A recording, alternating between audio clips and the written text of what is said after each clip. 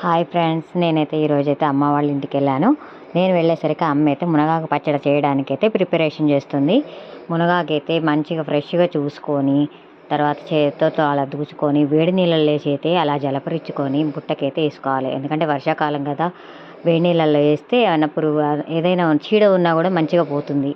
ఆ తర్వాత అయితే ప్యాన్ పెట్టుకొని నువ్వులు, ధనియాలు, జీలకర్ర, ఎండుమిర్చి అయితే వేయించుకోవాలి. అవి దోరగా వేగిన తర్వాత అయితే మళ్ళీ వేరే ప్యాన్లోనైతే ఆయిల్ వేసి చింతపండు, మునగాకైతే గోలించుకోవాలి. తర్వాత అయితే మిక్సీలో ఉప్పు సరిపడా ఉప్పు, పసుపు, ఎల్లిపాయలు వేసుకొని అయితే మిక్సీ పట్టుకోవాలి. ఆ తర్వాత ఈ మునగాకు మనం వేయించుకున్నటువంటి మునగాకునైతే వేసి జంప్ చేసుకోవాలి. ఈ మునగాకు అనేది హెల్త్కి అయితే చాలా మంచిది. అన్ని రకాల రోగాలను కూడా ఇదైతే పోతాయంటారు. మీరు తప్పకుండా ట్రై చేయండి. మునగాకు పచ్చడి అయితే చాలా బాగుంది. నాకైతే చాలా బాగా నచ్చింది. ఓకే ఫ్రెండ్స్, మీకు నచ్చితే ఈ పచ్చడి లైక్ చేయండి, షేర్ చేయండి, సబ్స్క్రైబ్ చేసుకోండి. మునగాకు పచ్చడి ఎలా ఉందో కామెంట్ అయితే పెట్టండి. మునగాకు పచ్చడి అయితే చాలా హెల్త్కి అయితే చాలా మంచిదండి.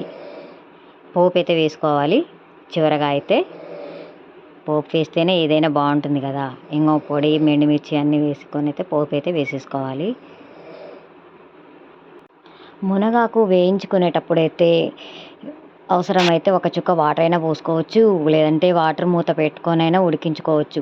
చింతపండు అయితే సరిపడా అయితే ఉండాలి, ఉప్పు సరిపడా వేయాలి. అప్పుడైతే చట్నీ చాలా బాగుంటుంది. తప్పకుండా ట్రై చేయండి. నాకైతే చూడడానికి కూడా చాలా బాగా నచ్చింది.